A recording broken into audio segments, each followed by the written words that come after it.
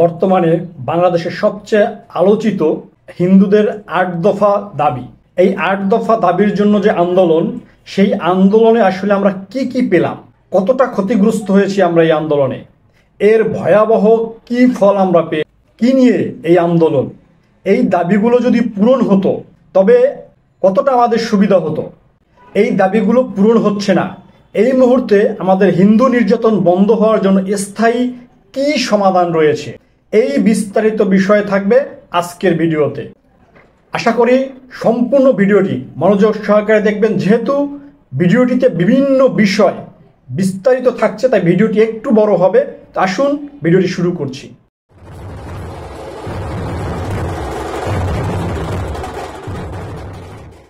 প্রথমত ৮ দফা আন্দোলন। এই ৮ দফা আন্দোলনে কতটা ক্ষতিগ্রস্ত হয়েছি আমরা, বা আন্দোলনে আসলে কি কি পেয়েছি, বা এই আন্দোলনের কেন ফলাফল এতটা ভয়াবহ।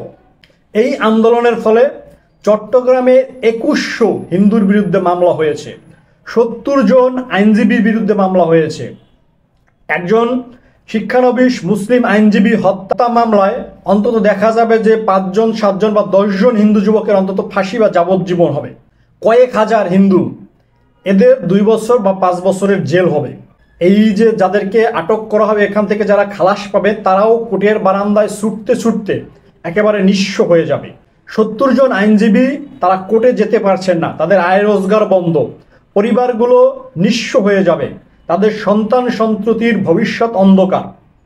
ঠাকুরগাঁও, গোপালগঞ্জ সহ বিভিন্ন জেলায় আরও প্রায় ৫ শতাধিক হিন্দুর বিরুদ্ধে মামলা হয়েছে এবং মামলা হচ্ছে, এবং তাদের এই পরিবারগুলো কিন্তু ধ্বংসের দ্বার প্রান্তে। ৫ই আগস্টের পর উত্তরাঞ্চলের হিন্দুদের বর্ডারে জড়ো হওয়া, গোপালগঞ্জে এবং উত্তরবঙ্গে পাসপোর্ট করার হিন্দুদের যে হিড়িক পড়েছে, এই হিড়িকের কারণে কিন্তু দেখুন ভারতের ভিসা বন্ধ করে দেওয়া হয়েছে। বাংলাদেশের বড় ধর্মীয় প্রতিষ্ঠান ইসকন, যারা লক্ষ লক্ষ হিন্দুকে ধর্ম শিক্ষা এবং চর্চা করাতো এবং তারা ধর্ম সম্পর্কে মানুষকে জানাতো, ধর্ম সম্পর্কে মানুষকে উদ্বুদ্ধ করতো, সেই ইসকন আজ বিপদের সম্মুখীন। বিভিন্ন স্থানে ইসকনের ভক্ত অজুহাতে বিভিন্ন হিন্দুদেরকে নির্যাতন করা হচ্ছে। মাদারীপুর, ভৈরব সহ কয়েকটি স্থানে ইসকনের মন্দির ভাঙচুর করা হয়েছে, মন্দির উচ্ছেদ করে দেওয়া হয়েছে। মামলা ছাড়াও সারা দেশের হিন্দু যুবকদের মামলায় ফাঁসিয়ে দেওয়ার ভয় দেখিয়ে পুলিশ সহ দুষ্ট চক্রের ব্যাপক চাঁদাবাজি শুরু হয়ে গেছে। ধর্মীয় সিম্বল দেখে হয়রানি শুরু হয়েছে। বাংলাদেশের সকল হিন্দু সমাজ আজ বিপর্যস্ত এবং বিপদগ্রস্ত। হিন্দুরা আওয়ামী লীগ করে, আওয়ামী লীগের লোক, আওয়ামী লীগের দালাল, আওয়ামী লীগের চর, এই বিবেচনায় ভবিষ্যতে চাকরি পাবে না হিন্দুরা, সুস্থভাবে ব্যবসা করতে পারবে না হিন্দুরা, স্বাধীনভাবে ধর্মীয় উৎসব পালনে বাধা আসবে। তো শুনলেন ৮ দফার আন্দোলন করে আমরা কতটা ক্ষতিগ্রস্ত হয়েছি, বা এর ফলাফল কি আমরা ভোগ করছি, ভয়াবহ ফলাফল কি, বা এতে আমাদের আসলে কতটা ক্ষতিগ্রস্ত হতে হয়েছে। যারা বলেছিল মৃত্যুকে ভয় পাই না, তারাই নিরীহ মানুষকে জেল হাজতে ঢুকিয়ে দিয়ে তারা হাওয়া হয়ে গেছে। চট্টগ্রামের মাঠে ময়দানে তাদের খুঁজে পাওয়া যাচ্ছে না। যারা জেল হাজতে আটক, তাদের পক্ষে চট্টগ্রামের জজ কোর্ট এবং সুপ্রিম কোর্ট বার আইনগত সহায়তা না দেওয়ার সিদ্ধান্ত নিয়েছে। তো সেক্ষেত্রে ফলাফলে কি হবে? হিন্দুরা এখন মহাবিপদে রয়েছে। চট্টগ্রামে মন্দির ভাঙচুর, হিন্দু পল্লীতে হামলা, ঠেকানোর কেউ নেই। লক্ষ লক্ষ আন্দোলনকারী আজকে হিন্দুদের বিপদে নাই। ঠাকুরগাঁও, গোপালগঞ্জ সহ দেশের বিভিন্ন অঞ্চলে একই অবস্থা। এবার আসুন কি নিয়ে এই আন্দোলন, ৮ দফা কি? এই ৮ দফা দাবি যদি পূরণ হতো তবে কি হতো, বা পূরণ হলে কি হবে? ৮ দফা দাবিতে বলা হয়েছে সংখ্যালঘু নির্যাতনের বিচারের জন্য নিরপেক্ষ তদন্ত কমিশন গঠনের মাধ্যমে দ্রুত বিচার ট্রাইব্যুনাল গঠন পূর্বক দোষীদের উপযুক্ত শাস্তি প্রদান এবং ক্ষতিগ্রস্তদের যথোপযুক্ত ক্ষতিপূরণ প্রদান এবং পুনর্বাসনের ব্যবস্থা করতে হবে। দ্রুত বিচার ট্রাইব্যুনাল। এ বিষয়ে একটা কথা বলি। দেখুন, শেখ হাসিনাকে হত্যার প্রচেষ্টা, গ্রেনেড হামলা, সেই গ্রেনেড হামলার রায় আপনারা দেখেছেন গত একদিন আগে। গ্রেনেডের হামলার মতো সেই হামলার রায়, গ্রেনেডের উৎস কি, কারা এই গ্রেনেড সাপ্লাই করেছে সেটা জানা যায়নি বিদয় এমন একটি আলোচিত হত্যা মামলা, সেখানে অনেককে হয়তো রাজনৈতিকভাবে ইনক্লুড করা হয়েছে, কিন্তু সেখানে অনেকেই মারা গেছেন বা অনেকেই আহত হয়েছে। সেই মামলাটা সব আসামিকে খালাস দিয়ে দেওয়া হয়েছে। এটা হচ্ছে বিশেষ ট্রাইব্যুনাল বিচার। এত বড় একটা মামলার আসামিদের যদি বিশেষ ট্রাইব্যুনাল বিচারের খালাস দেওয়া হয়, তো হিন্দুদের জন্য দ্রুত বিচার ট্রাইব্যুনাল গঠন করলে সেটা কতটুকু ফলপ্রসূ হবে, যেখানে 1947 সাল পরবর্তী সময় বা 1971 সাল পরবর্তী সময় দেশে হিন্দুদের উপর যেমন নির্যাতন, নিপীড়ন হয়েছে, হত্যা হয়েছে, গুম হয়েছে, কোনো একটি ঘটনার সুষ্ঠু তদন্ত হয়নি বা বিচার হয়নি। সেক্ষেত্রে একটি দ্রুত বিচার ট্রাইব্যুনাল গঠন করলে যে বিচার পাওয়া যাবে সেটাও কিন্তু না। দ্বিতীয়, সংখ্যালঘু সুরক্ষা আইন। বাংলাদেশের আইনে আপনি যদি আমাকে গালি দেন, আপনার কোনো কথার কারণে আমার যদি সম্মানহানি হয়, তো সেক্ষেত্রে কোটি কোটি টাকার মানহানি মামলা হয়। আপনি যদি আপনাকে আঘাত করি, তার প্রতিকারের মামলা আছে। আপনি যদি আমাকে আঘাত করেন, আপনার বাড়িঘর আমি ভাঙচুর করি, বা আপনাকে যদি কোনোভাবে হতাহত করা হয়, তার কিন্তু প্রত্যেকটি বিষয়ে আইন রয়েছে। যেখানে বাংলাদেশে হিন্দুদের উপর আইনের প্রয়োগ নেই, সেখানে একটি সুরক্ষা আইন করে কি লাভ হবে? এত কিছু হচ্ছে হিন্দুদের প্রতি নির্যাতন, নিপীড়ন, হত্যা, গুম, তার কিন্তু সেখানে কোনো আইনের প্রয়োগ নেই। সেখানে সুরক্ষা আইন করলে আসলে সেটা কতটা ফলপ্রসূ হবে? সংখ্যালঘু মন্ত্রণালয়। সংখ্যালঘু মন্ত্রণালয় যদি হয়, এতদিন আওয়ামী লীগ ক্ষমতায় ছিল, তখন যদি সংখ্যালঘু মন্ত্রণালয় থাকতে, স্বাভাবিকভাবে আওয়ামী লীগের একজন মন্ত্রী, খাদ্যমন্ত্রী ছিল সাধন মজুমদার, হয়তো তিনি মন্ত্রী থাকতেন, বা অন্য কোনো হিন্দু এমপি মন্ত্রী থাকতো সেই দলের। কিন্তু এখন যদি সংখ্যালঘু মন্ত্রণালয় হয়, বিএনপি ক্ষমতা যায়, সেক্ষেত্রে গয়েশ্বর চন্দ্র রায় বা নিতাই রায় চৌধুরী এরা কিন্তু মন্ত্রী হবেন। তো সেক্ষেত্রে কারা সুবিধা পাবেন এই মন্ত্রণালয়ের? যারা তাদের পরিচিত জন বা যারা দলীয় কর্মী, তারা কিন্তু এই মন্ত্রণালয়ের সুবিধা পাবেন। বর্তমানে নিরপেক্ষ অন্তর্বর্তীকালীন সরকার, সেই সরকারের সময় সুপ্রিম কোর্টে 252 জন আইন কর্মকর্তার মধ্যে মাত্র একজন হিন্দুকে নিয়োগ দেওয়া হয়েছে। হিন্দু কল্যাণ ট্রাস্ট, সেখানে সব নতুন ট্রাস্টি নেওয়া হয়েছে এবং সব কজন বিএনপি থেকে। রমনা কালী মন্দির থেকে ঢাকার শহরে বা ঢাকার বাইরে বিভিন্ন মন্দির, যে মন্দিরগুলো রাজনৈতিক প্রেক্ষাপটে আওয়ামী লীগের দখলে ছিল, সেগুলো কিন্তু ইতিমধ্যে বিএনপি কবজায় নিয়ে নিয়েছে। তো একটি মন্ত্রণালয় হলে যে তার সুবিধা আমরা পাবো, ব্যাপারটা কিন্তু সেরকম নয়। সংখ্যালঘু কমিশন। সংখ্যালঘু কমিশন হলে কি হবে? এখন যে হামলা নির্যাতন চলছে, সেটা হয়তো বিএনপির লোকজন করছে, আওয়ামী লীগের যারা ছিলেন তাদের উপর নির্যাতন নিপীড়ন চলছে, সাধারণ হিন্দুদের উপরে এই হামলা মামলা করছেন। তো সেক্ষেত্রে যদি একটি সংখ্যালঘু কমিশন হয়, সেই সংখ্যালঘু কমিশনের লোকও কিন্তু, চেয়ারম্যান বা কমিশনারও কিন্তু বিএনপি পন্থী কেউ থাকবেন। তো সেক্ষেত্রে বিএনপির কর্মীদের দ্বারা যদি নির্যাতিত হয়, সেক্ষেত্রে কি তারা সেটার সঠিক তদন্ত করবেন? সঠিক কোনো সুরাহা পাওয়া যাবেন?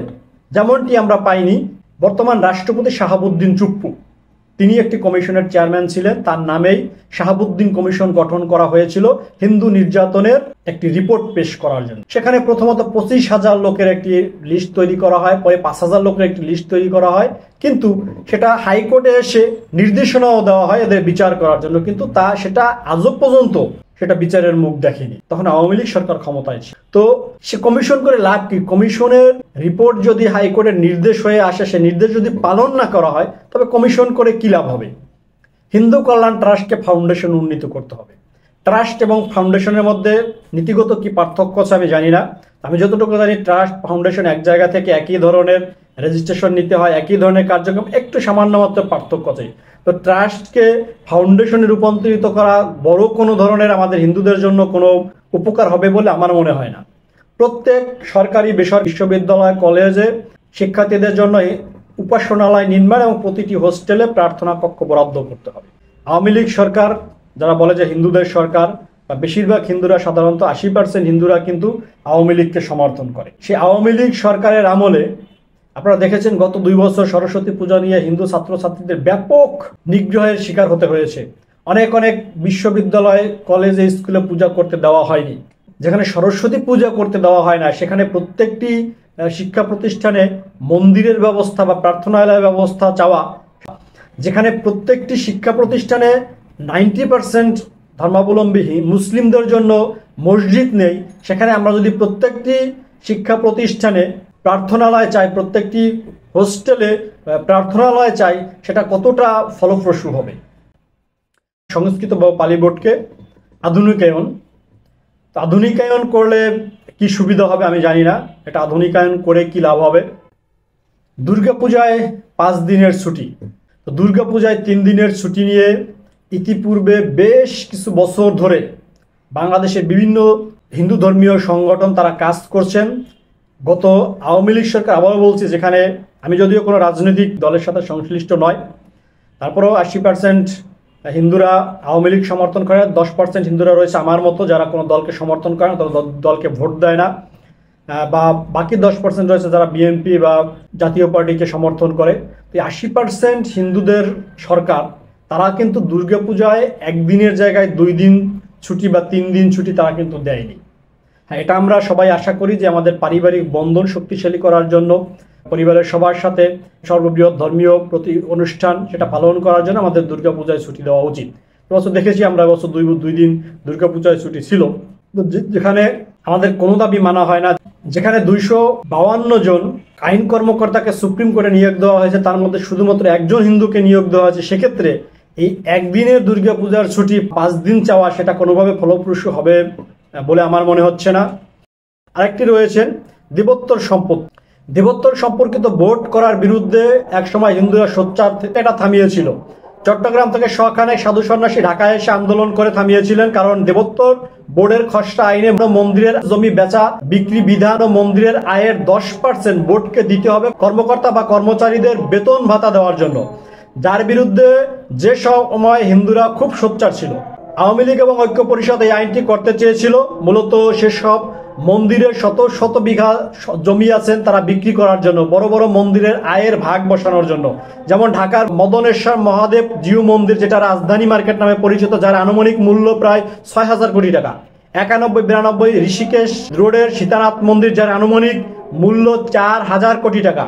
এরকম সহ দেশের শহরে বিভিন্ন হাজার হাজার কোটি টাকা মূল্যে দেবোত্তর সম্পত্তি ট্রাস্টের সম্পত্তি বিক্রি করে ভাগবাটোয়ারা করার জন্য মূলত এই আইনটি করতে চেয়েছি। দাবিগুলো 8 দফা দাবি যদি পূরণও হয়, সেক্ষেত্রে কোনটা পূরণ হলে কি সুবিধা আমরা পেলাম সেটা বুঝতে পেরেছেন।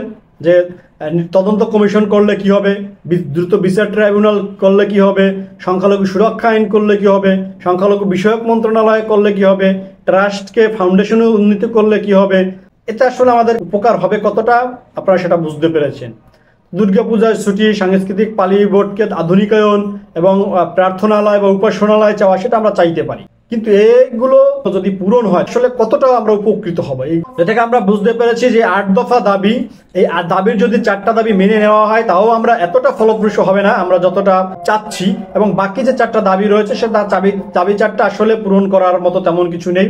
আমিও একজন হিন্দু ধর্মাবলম্বী হিসেবে 8 দফা দাবির পক্ষে কথা বলি। 1 দফা দাবি যদি হিন্দুদের কোনো ধরনের একটু উপকারের জন্য যদি কোনো দাবি হয় সে দাবির পক্ষে কথা বলি। তো এই যে দাবিগুলো, সে দাবিগুলো পূরণ করলে কি হতো সেটা বুঝতে পারছেন। তো এই দাবিগুলো যদি পূরণ করা হচ্ছে না, তো আমাদের একটু ভিন্ন আঙ্গিকে আগানো উচিত। আমাদেরকে কি হলে আমরা এই দাবিগুলো, সব দাবিগুলো পূরণ করতে পারি, সব দাবিগুলো আমরা পেতে পারি, বা এর সাথে যত দাবি রয়েছে সে দাবিগুলো আমরা পূরণ করতে পারি, সে বিষয়ে আলোচনা করব। এবং আমরা দেখেছি এই দাবিগুলো পূরণ করলে কিন্তু হিন্দু নির্যাতন বন্ধ হয়ে যাবে না। এই 8 দফা দাবি যদি পূরণ করা হয় তাও কিন্তু হিন্দু নির্যাতন বন্ধ হবে না। তো হিন্দু নির্যাতন বন্ধ হলে আমাদের কি করণীয় দরকার? হিন্দু নির্যাতন বন্ধ করতে হলে প্রথমত যেটা দরকার, আমাদের মেরুদণ্ড সোজা রাখা এবং আমাদের ক্ষমতায়ন। আমার যদি ক্ষমতায়ন থাকতো, আজকে যদি এই যে অন্তর্বর্তীকালীন সরকারে যদি একজন হিন্দুদের উপদেষ্টা থাকতো, তাতে নামধারী একজন হিন্দু উপদেষ্টা রয়েছেন, কিন্তু তিনি আসলে কে আমরা জানি না বা চিনি না। তিনি প্রধান উপদেষ্টার স্ত্রীর ব্যক্তিগত চিকিৎসক, সেই হিসেবে তাকে নিয়োগ দেওয়া হয়েছে। তিনি না হিন্দুদের কোনো কাজ করেছেন, না হিন্দু সমাজের জন্য কাজ করেছেন। যদি একজন হিন্দু উপদেষ্টা থাকতো আজকে, তবে তো এই 8 দফা দাবি নিয়ে আজকে রাজপথে নামতে হতো না, আমাদের এরকম সমাবেশ করতে হতো না, আমাদেরকে এভাবে হেনস্থার শিকার হতে হতো না, ভয়াবহ ফলের আশা করতে হতো না, আমাদের ক্ষতিগ্রস্ত হতে হতো না। তো আপনার যদি ক্ষমতায়ন থাকতো, যেমন গত সরকারগুলোর আমলে আমরা দেখেছি কখনো 10 জন, কখনো 12 জন, কখনো 15 জন, কখনো 17 জন এমপি ছিল হিন্দুরা। তো হিন্দু নামধারী তারা কোনো দলীয় ব্যানারে সেখানে নির্বাচিত হয়ে গিয়েছিল, যার কারণে তারা কিন্তু কোনো কথা বলতে পারেনি হিন্দুদের পক্ষে। শুধুমাত্র একজন ব্যক্তি সুরঞ্জিত সেনগুপ্ত বাদে কোনো ধরনের কোনো এমপি কোনো দলের কখনো হিন্দুদের পক্ষে কথা বলেনি বা কথা বলতে পারেনি। কারণ তারা কথা বলতে পারেনি, কারা শুধুমাত্র হিন্দুদের ভোটে নির্বাচিত হয়ে সংসদে যায়নি, তারা হিন্দু, মুসলিম, খ্রিস্টান, বৌদ্ধ সকলের ভোটে নির্বাচিত হয়ে গিয়েছে। এখানে যদি দেখা যায় শুধুমাত্র হিন্দুত্ববাদী বা হিন্দুদের পক্ষ থেকে কেউ নির্বাচিত হয়ে যেত, তবে হিন্দুরা কিন্তু হিন্দুদের মেরুদণ্ড সোজা করে চলতে পারত, এবং হিন্দুদের এই ক্ষমতায়ন, সে ক্ষমতায়নের যদি প্রতিষ্ঠা হতো তবে কিন্তু আজকে সব দাবি দেওয়া পূরণ করা যেত। এই হিন্দু ক্ষমতায়নের পথ একটাই, সেটা হচ্ছে জাতীয় সংসদ সহ স্থানীয় সরকারের প্রতিটি স্তরে সংখ্যালঘুদের জন্য সংরক্ষিত আসন এবং পৃথক নির্বাচন ব্যবস্থা।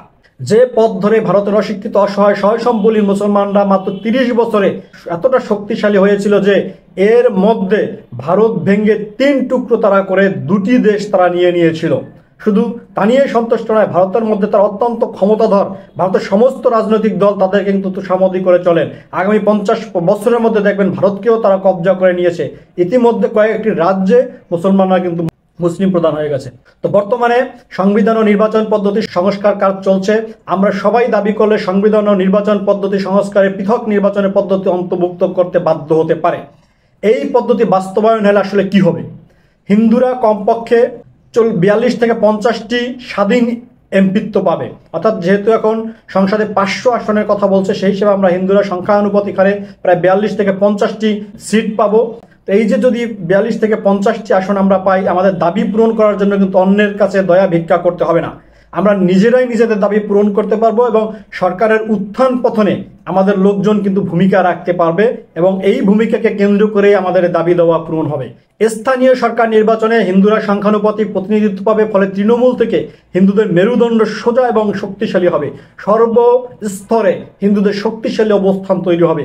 কোনো পদ পেতে চাটুকারিতা বা চামচামি করার দরকার পড়বে না। নির্বাচন বা রাজনৈতিক পট পরিবর্তন হলে হিন্দুরা বারবার নির্যাতিত হয়, এটা থেকে রেহাই পাওয়া যাবে। রাজনৈতিক দলসমূহ যেহেতু হিন্দুদেরকে ব্যবহার করতে পারবে না ফুটবলের মতো, সে কারণে হিন্দুদের চাটুকারিতা চামচামি বন্ধ হয়ে যাবে, আত্মসম্মান বোধ বাড়বে, আত্মমর্যাদা সম্পন্ন জাতি হিসেবে আমরা প্রতিষ্ঠিত হতে পারবো। আমরা বারবার দেখেছি যখন রাজনৈতিক প্রেক্ষাপট পরিবর্তন হয়, যে দল থেকে যে দলের প্রেক্ষাপট পরিবর্তন হোক না কিন্তু মার খায় হিন্দুরা। আপনারা দেখেছেন 2001 সালে দেখেছেন, বা এর পরবর্তী সময় দেখেছেন যে 2024 সালেও দেখছেন, রাজনৈতিক পট যখন পরিবর্তন হয়েছে তখন কিন্তু মার খাচ্ছে হিন্দুরা। তো সেক্ষেত্রে হিন্দুরা যদি শুধুমাত্র হিন্দুকে ভোট দেয় তবে কিন্তু কেউ এসে তার গলা চেপে ধরতে পারবে না, তার কলার ধরতে পারবে না, তুই আমাকে ভোট দিলি না কেন, তুই অমুককে ভোট দিয়েছিলি, ওকে ভোট দিয়েছিলি। তো এটা থেকে নিস্তার পাওয়ার জন্য অবশ্যই আমাদের পৃথক নির্বাচন ব্যবস্থা প্রয়োজন। এরপরে যেটা হচ্ছে লাভ জিহাদ বন্ধ হবে। রাজনৈতিক কারণে, ক্ষমতায়নের কারণে অনেক হিন্দু পরিবারের ছেলেমেয়েরা কিন্তু মুসলিম পরিবারের ছেলেমেয়েদের সাথে সম্পর্ক তৈরি করে, অনেক মা বাবারাও তাদের সন্তানদেরকে এদের সাথে মিশতে দেয়। যদি হিন্দুরা ক্ষমতাবান হয়, তাদের হাতে যদি রাষ্ট্র ক্ষমতা থাকে, তাদের যদি ক্ষমতায়ন থাকে, তবে কিন্তু এই জিনিসগুলো আস্তে আস্তে কমে যাবে, এই ধর্মান্তরের জিনিসগুলো কমে যাবে, রাজনৈতিকভাবে আমরা ক্ষমতা সম্পন্ন হব এবং কারো চামচামি বা চাটুকারিতা করতে হবে না। আশা করি ভিডিওতে বুঝতে পেরেছেন যে এই যে 8 দফা দাবি আন্দোলনের ফলে আমরা কি কি ক্ষতিগ্রস্ত হয়েছি বা এর ভয়াবহ ফলটা কি হচ্ছে এবং আমরা কি নিয়ে আন্দোলন করেছি। এই দাবিগুলোও যদি পূরণ হতো তবে আমাদের জন্য কতটা সুবিধা হতো, এবং যেহেতু এগুলো পূরণ হচ্ছে না, আমাদের নতুন একটি দাবি জাতীয় সংসদ সহ স্থানীয় নির্বাচনের সকল স্তরে সংরক্ষিত আসন এবং পৃথক নির্বাচন ব্যবস্থার পুনঃপ্রতিষ্ঠা করতে হবে। এবার আসুন পুনঃপ্রতিষ্ঠা কেন বললাম। পুনঃপ্রতিষ্ঠা এই ব্যবস্থাটা পূর্বেও ছিল, কিন্তু আওয়ামী লীগ, যারা মুসলিম লীগ ছিল, তারা যখন দেখলো যে সংসদে এত পরিমাণে হিন্দুরা রয়েছেন, তাদেরকে এখান থেকে উৎখাত করতে হবে, তারা হিন্দুদেরকে বুঝিয়ে বলল, ভাই আমরা হিন্দু মুসলিম ভাই ভাই, আমরা সবাই একসাথে যৌথ নির্বাচন চাই। তো যৌথভাবে নির্বাচনে যখন আসলো 1962 এবং 1964 সালে, তো তখন দেখা গেল 1962 বা 64 সালে একজনও হিন্দু তারা সংসদে যেতে পারেনি। 1970 সালে সুরঞ্জিত সেনগুপ্ত, তিনি প্রথম একমাত্র হিন্দু সংসদ সদস্য যিনি নির্বাচিত হয়ে এসেছেন। তো এই সময় 70টি সিট ছিল সংখ্যানুপাতিক হারে। এখন যদি 500 সিট হয় সেক্ষেত্রে আমরা হয়তো 50টির কাছাকাছি সিট পাবো, বা যদি এই যে রয়েছেন 300 সিট, যে 300 সিট রয়েছেন সেটাও হয়তো আমরা 25 থেকে 28টি সিট পাবো। সেক্ষেত্রে এই সংখ্যালঘুদের জন্য জাতীয় সংসদ সহ স্থানীয় নির্বাচনের সকল ক্ষেত্রে সংরক্ষিত আসন এবং পৃথক নির্বাচন ব্যবস্থা, এটার পুনঃপ্রতিষ্ঠা করতে হবে, এটা আমাদের দাবি হওয়া উচিত। শুধুমাত্র সংরক্ষিত আসন নয়, যদি শুধুমাত্র সংরক্ষিত আসন হয় তবে এখন যদি বিএনপি ক্ষমতায় আসে, হিন্দু যারা বিএনপি করে তারাই কিন্তু সেখানে স্থান পাবে। আবার যখন আওয়ামী লীগ ছিল, আওয়ামী লীগের হিন্দুরাই কিন্তু সেখানে স্থান পাবে। সেক্ষেত্রে কোনো ধরনের দলীয় সাপোর্ট ছাড়া তারা কথা বলতে পারবে না। এজন্য আমরা শুধুমাত্র সংরক্ষিত আসন নয়, সংরক্ষিত আসন এবং পৃথক নির্বাচন ব্যবস্থা, আবার বলছি জাতীয় সংসদ সহ স্থানীয় নির্বাচনের প্রত্যেকটি ক্ষেত্রে সংরক্ষিত আসন ও পৃথক নির্বাচন ব্যবস্থার পুনঃপ্রতিষ্ঠা করতে হবে এবং এটা পুনঃপ্রতিষ্ঠা করার জন্য আমাকে সবাইকে সচেষ্ট হতে হবে এবং সচেতন হতে হবে। ইতিপূর্বে আমরা দেখেছি হিন্দু ধর্মীয় বিভিন্ন সংগঠন বিভিন্ন দাবি নিয়ে কাজ করছেন, অনেকে 8 দফার পক্ষে কাজ করছেন, অনেকে বলছেন 4 দফা যদি হতো তবে ভালো হতো। প্রথমে তো যদিও এই 4 দফা আন্দোলন নিয়ে আন্দোলন শুরু হয়েছিল, পরে 6 দফা হয়েছেন, এরপর 8 দফা হয়েছেন। 8 দফাও মাঝখানে অনেক পরিবর্তন হয়েছেন দফা। তো সেক্ষেত্রে 2 দফা হোক, 4 দফা হোক, 8 দফা হোক, যে দফা স্বস্তি লাভ করছেন সেই দফার সাথে এই দফাটি অবশ্যই গুরুত্বপূর্ণ হতে হবে এবং যারা কোনো দফার পক্ষে কাজ করছেন না বা দফা নিয়ে এগোচ্ছে না তাদের অন্তত 1 দফা দাবি হওয়া উচিত। জাতীয় সংসদ সহ স্থানীয় প্রত্যেকটি নির্বাচনে সংখ্যালঘুদের সংরক্ষিত আসন এবং পৃথক নির্বাচনের ব্যবস্থার পুনঃপ্রতিষ্ঠা করতে হবে এবং আমি এই দাবি করছি। আসুন এ বিষয়ে আমরা সবাই সচেতন হই এবং সবাই সচেষ্ট হই। ভিডিওটি দেখে অনেকে হয়তো বলবেন আপনি 8 দফার বিপক্ষে কাজ করছেন বা 8 দফার পক্ষে কাজ করছেন। আমি আবারও বলছি, হিন্দুদের জন্য যদি কোনো একটু উপকার হয় এমন কোনো দফা, এমন কোনো দাবি থাকে, আমি তার পক্ষে কথা বলছি বা তার পক্ষেই কাজ করেছি এবং কাজ করব। দয়া করে আপনি আওয়ামী লীগের, বিএনপির বা কোনো ধর্মীয় সংগঠনের এরকম কোনো ট্যাগ লাগাবেন না। আপনাদের যদি গঠনমূলক কোনো মতামত থেকে থাকে অবশ্যই কমেন্টস করে জানাবেন। যারা আমার মধুপোকা ইউটিউব চ্যানেল বা মধু টিভি ফেসবুক পেজ থেকে এই ভিডিওটি দেখছেন, প্রত্যেককে অনুরোধ করবো এই বিষয়টি সবাইকে জানানোর জন্য অবশ্যই ভিডিওটি ব্যাপকভাবে শেয়ার করবেন। এ ধরনের আরো গুরুত্বপূর্ণ ভিডিও পেতে অবশ্যই আমাদের চ্যানেলটি ঘুরে আসবেন বা আমাদের পেজটি ঘুরে আসবেন। যারা ভিডিওটি দেখছেন অবশ্যই আমাদের চ্যানেলটি সাবস্ক্রাইব করবেন, যারা পেজ থেকে দেখছেন পেজটি ফলো করে রাখবেন এরকম গুরুত্বপূর্ণ ভিডিও পরবর্তীতে পাওয়ার জন্য। সবাই ভালো থাকবেন, সুস্থ থাকবেন, দেখা হবে পরবর্তী ভিডিওতে। নমস্কার।